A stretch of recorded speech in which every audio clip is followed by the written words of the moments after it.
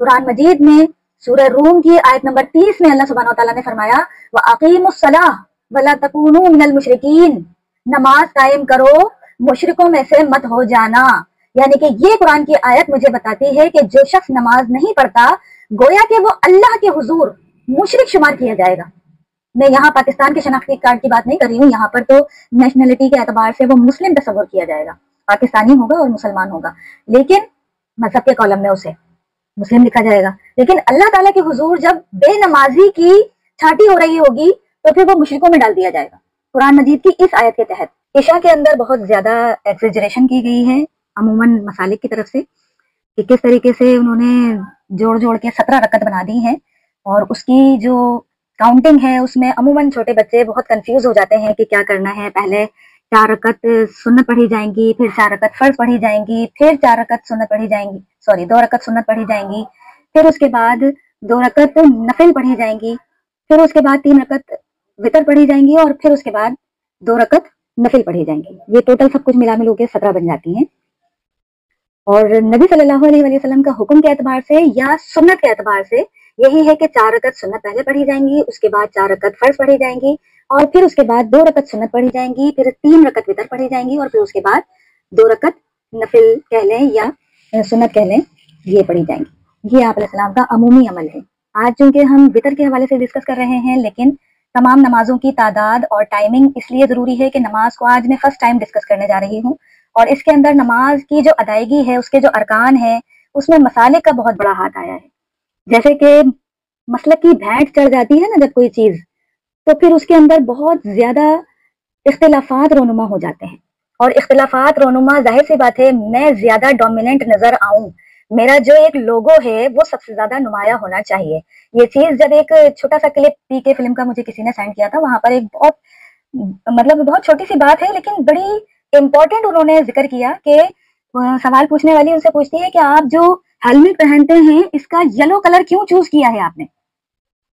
तो वो बंदा कहता है कि मैंने येलो कलर का हेलमेट इसलिए चूज किया है ताकि भगवान मुझे फौरी तौर पर हुजूम में पहचान ले। येलो कलर हर एक चीज को हाईलाइट करता है, यानी कि दूसरे प्लेनेट से आया हुआ एलियंस वाला बंदा भी मुझे चाहता है कि मुझे हुजूम में अलहदा एक शनाख्त मिले, पहचान मिल जाए, तो वो येलो कलर का उन्होंने हेलमेट चूज किया अपने लिए। ये मैं सिर्फ एक डोमिनेंट होने की, जो एक इंसान के अंदर ख्वाहिश है उभरने की, ज्यादा वाजे नुमाया तौर पर नजर आने की, चाहे उसकी वजह से वो लोगों का हंसी का निशाना बन रहा हो, लेकिन वो उसकी ख्वाहिश है। अब वो इसको किस तरीके से प्रेजेंट करता है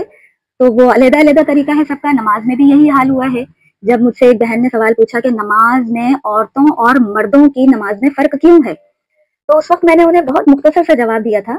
कि आप अगर गौर करें तो मर्दों के अंदर भी सारे मसालिक के एतबार से मर्दों की नमाज में भी फर्क है। अहले तशय्युअ के अंदर अगर आप जाकर देखें तो उन्होंने तो नमाजों की औकात ही सिर्फ 3 रखी हुई हैं। फजर वो अलहदा से पढ़ेंगे, ज़ोहर और असर को मिलाकर उसको ज़ोहरैन का नाम दिया है, और फिर मगरिब और इशा को मिलाकर उन्होंने मगरिबैन का नाम दिया है। ज़ोहरैन और मगरिबैन 3 ही औकात में नमाज पढ़ते हैं वो, जबकि उनकी किताबों से ये बात इस तरह साबित नहीं है। नमाजें 5 औकात में अलग अलग पढ़ना ही अफजल है। लेकिन ये एक्सट्रीम रवैया है कि उनको इस अमल से बिदअत कहना शुरू कर दिया, ऐसा भी नहीं है। नबी सल्लल्लाहु अलैहि वसल्लम ने मजबूरी में किसी जरूरत पर बारिश हो जाने की वजह से या जंग की वजह से, सफर की वजह से नमाजें जमा भी की हैं, मगर ये बहुत लेंथी टॉपिक्स हैं सारे। नमाजों को कसर करना, नमाजों को जमा करना, नमाजों की औकात, नमाजों की तादाद, ये बहुत